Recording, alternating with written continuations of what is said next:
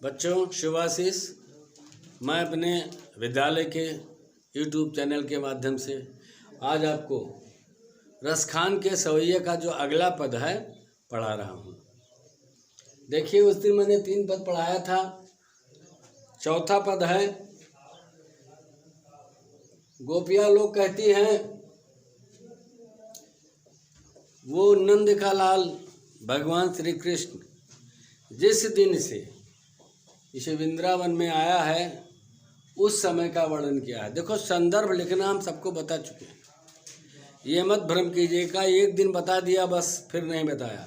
जब भी कोई तुम्हें पद का अर्थ लिखना है तो संदर्भ सबसे पहले और उसके बाद में प्रसंग। और प्रसंग जब भी लिख पाओगे जब इस पद को तुम पढ़ोगे। अर्थ तो बाद में, पहले प्रसंग लिखना है। तो जब पढ़ोगे, ठीक से पढ़ोगे, मन लगा के पढ़ोगे तो प्रसंग आएगा। क्या है? जा दिन ते वह नंद की छोहरा या बन धेनु चराए गयो है, मोहन तानन गोधन गावत बेनु बजाए रिझाई गयो है। इसमें यह स्पष्ट होता है कि भगवान श्री कृष्ण ब्रजवासियों को इस तरह मोहित करके चले गए हैं, उसी का वर्णन किया गया है। अब देखिए इसका भावार्थ, अर्थ क्या है। एक सखी दूसरे सखी से कहती है कि हे सखी, जा दिन ते वह नंद की छोहरा। नंद की छोहरा माने बालक, नंद का लाल, नंद का बालक अर्थात श्री कृष्ण। जिस दिन से नंद के लाल भगवान श्री कृष्ण या वन धेनु चराए गए हो। या माने इस, वन माने वन, इस वन में गाय, धेनु माने गाय, गायों को चरा के चले गए हैं। गायों को चराया है यहाँ पे तो, और चराया, गाय चराए, और चराने के बाद में किया क्या? मोहन तानन गोधन गावत और बेनु बजाए रिझाए गयो है। मोहन तानन, मोहिनी तान, बांसुरी, बांसुरी की मधुर तानों से, और गोधन गावत, गावत माने गावत, गोधन क्या है? गोधन ब्रज गीत है, ब्रज में गाया जाने वाला गीत गोधन गीत कहलाता है। तो वो ब्रज में गाया जाने वाला गीत गा गा करके, मोहिनी, मन को मोहनी वाली बांसुरी को बजा करके, गोधन गीत गा करके सबको रिझाए गए हो, सबको प्रसन्न कर गए हैं। यानी नंद के लाल जिस दिन से इस वन में गायों को चरा के अपनी मनमोहक बांसुरी बजा के ब्रज गीत को गा करके सबको प्रसन्न कर गए हैं। फिर को न वह दिन सो कछ टोना सो कहे, और रसखान ही में समाये गए है। वह दिन सो कछ टोना, टोना माने जादू टोना जिसे कहते हैं। और वह दिन से, किस दिन से? जिस दिन से ये वन में धेनु चरा के गए हैं, उस दिन से कुछ टोना सा जादू कर गए हम लोगों पर, जादू लग गया। और जो जादू टोना लगा वो कहाँ पे बैठ गया? रसखान। रसखान जी कहते हैं कि वह जादू टोना हिय में समाये गयो है। हिय माने हृदय, हृदय में समा गया है। अर्थात कहने का मतलब हुआ कि भगवान के प्रेम में इतने तल्लीन हो गए ब्रजवासी लोग, अब चाहे उसको जादू टोना कह लीजिए या उनका प्रेम, उनकी मनमोहक छवि सबके हृदय में बस गई है।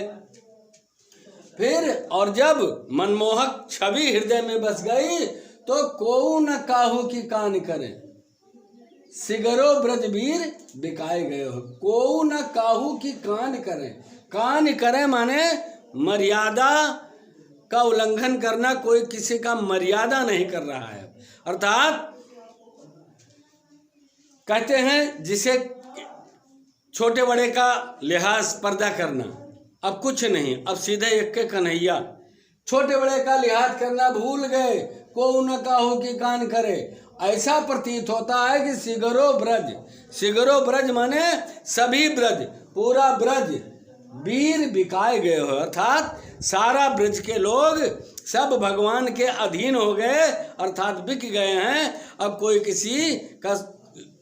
किसी की परवाह नहीं करता है। बस केवल एक मीरा जी ने कहा कि मेरे तो गिरधर गोपाल दूसरो न कोई, और जाके सिर मोर मुकुट मेरो पत सोई। लाख कहा लोगों ने, कहा नहीं कुछ नहीं।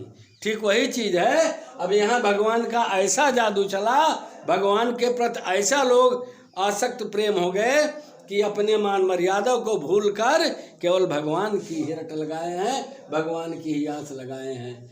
ऐसा ये पहला तुम्हारा दोहा हो गया, सवैया।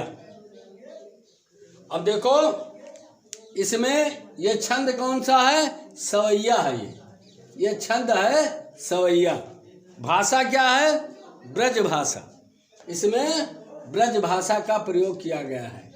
इसमें अलंकार देखिए, काहू की कान करे ब्रज वीर बिकाए। तो काहू की कान करे में का शब्द कई बार आया है। तो जहां पर एक ही वर्ण कई बार आए वहां कौन सा अलंकार होता है? अनुप्रास अलंकार होता है। तो इसमें अनुप्रास अलंकार है, इसमें अनुप्रास अलंकार है। अब काव्यगत सौंदर्य लिखना है तो लिखोगे छंद ये सवैया है, भाषा ब्रज भाषा, अलंकार अनुप्रास अलंकार है। बस इतनी सी बात इसमें लिखना। अब देखिए दूसरा चौपाई, दूसरा सवैया। सवैया में संदर्भ तुम्हारा वही होगा। संदर्भ, चूंकि संदर्भ माने लिखने वाला, तो लिखा तो भाई एक के व्यक्ति ने है, रसखान जी ने। रसखान जी श्री कृष्ण के इतने भक्त थे, जब ये आए ब्रज भूमि घूमने और यहीं रह गए, तो इनकी एक बहन थी, अब उसका नाम तो मुझे नहीं याद है, हम अगले दिन हम उसका नाम भी बताएंगे। और वो आई थी इनको वापस लेने, क्योंकि ये रसखान जी का नाम हमने बताया था, सैयद इब्राहिम मुसलमान थे। तो कहा एक मुसलमान हो करके ये श्री कृष्ण की भक्ति क्यों करते हैं? तो रसखान जी की वो बहन इनको वापस लाने के लिए लाई थी। लेकिन जब वो यहाँ आई तो एक ही सवैया रसखान जी ने सुनाया था, और वो सवैया सुन करके वो भी कृष्ण की भक्त हो गई। ठीक है, तो ऐसे ये श्री कृष्ण के अनन्य भक्त थे। अब देखिए दूसरी लाइन, दूसरा पद सवैया। तो संदर्भ अब वही होगा जो हमने बताया है।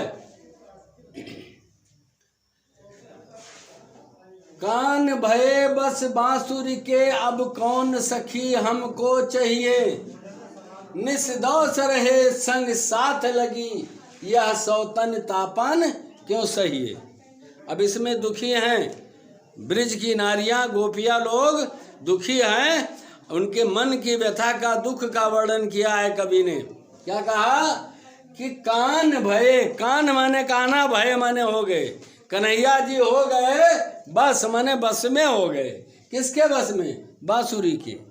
का कन्हैया जी तो अब बांसुरी के बस में हो गए हैं। अब कौन सखी हमको चाहिए, अब मुझसे प्रेम कौन करेगा। जब वो बांसुरी से प्रेम करने लगे, बांसुरी के बस में रह गए, तो अब तो मुझसे प्रेम नहीं करेंगे। और जब मुझसे प्रेम नहीं करेंगे, क्यों नहीं प्रेम करेंगे?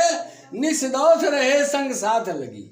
निस्दौस माने होता है रात दिन। निस्दौस माने रात दिन, रात दिन रहे संग साथ लगी, रात दिन उनके साथ लगी रहती है।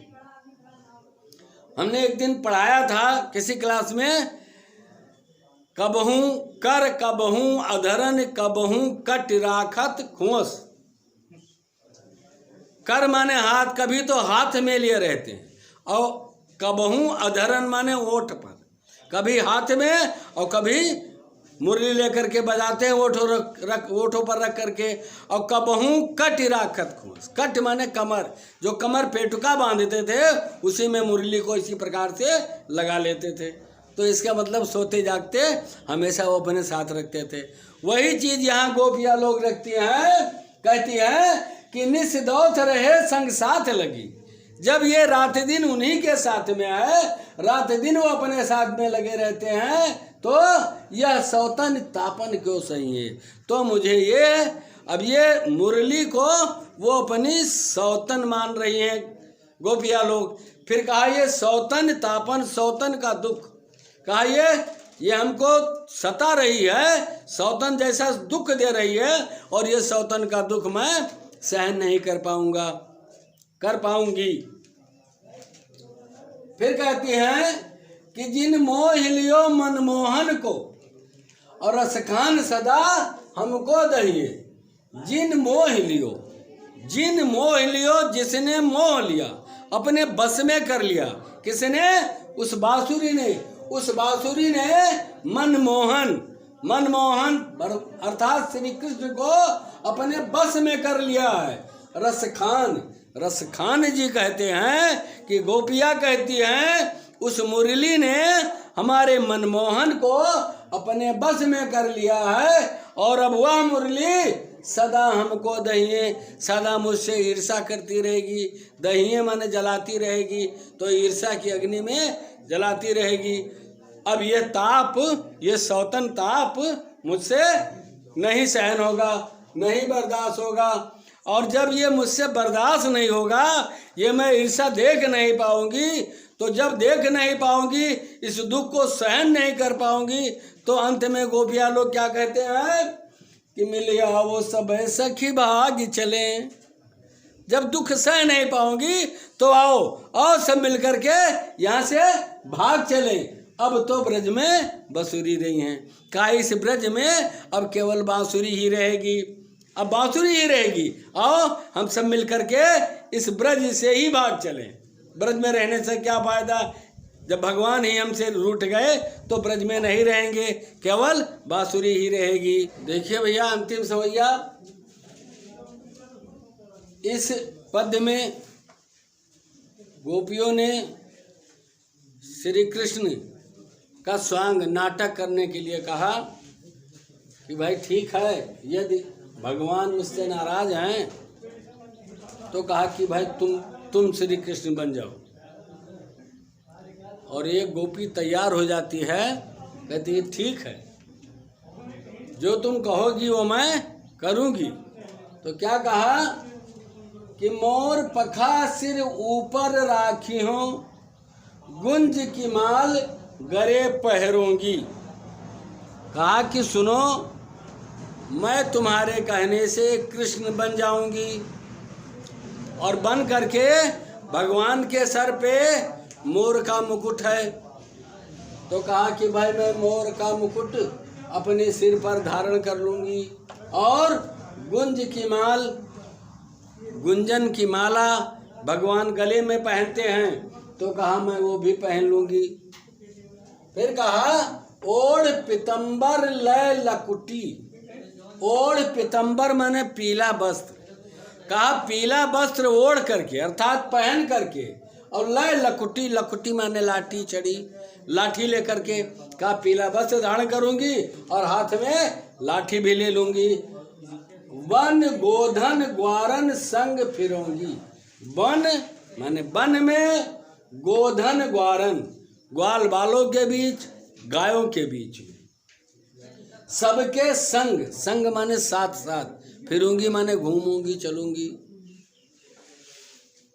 भाव तो वो ही मेरी रसखान। रसखान जी कहते हैं कि जो जो चीजें हमारे प्रभु को पसंद है, भगवान श्री कृष्ण को जो जो चीजें पसंद हैं, वो भाव तो वो ही मेरी रसखान। जो जो चीजें उन्हें पसंद आए, सो माने सब कुछ तेरे कहे, तेरे कहने से वह सब कुछ, सब स्वांग करूंगी, सब नाटक करूंगी। स्वांग माने नाटक, का सब नाटक करूंगी। जो जो चीजें भगवान को पसंद है वो सब तुम्हारे कहने पर मैं सब कुछ करूंगी। फिर कहा सबसे नीचे, कहा लेकिन सुनो, सब कुछ तो कहा कि सब कुछ करूंगी, लेकिन फिर लगा दिया कि या मुरली मुरलीधर की, या मुरली मुरलीधर की अधरान धरी अधरान धरूंगी। मुरली माने बांसुरी और मुरलीधर अर्थात मुरली जो धारण करते हैं कौन? कन्हैया जी। कहा भगवान श्री कृष्ण के उस मुरली को अधरान धरी अधरान धरूंगी। कहा उसको अधर, अधर माने ओठ होता है, अधर माने ओठ। कहा भाई उस मुरली को मैं अपने ओठों पर नहीं रखूंगी, क्योंकि वह मुरली ही सबसे बड़ा कष्टकारक है। मुरली के लिए ही, भाई मुरली ही तो हम लोगों को कष्ट दे रही है। तो कहा उस मुरली को मैं अपने ओठों पर नहीं रखूंगी। तो देखो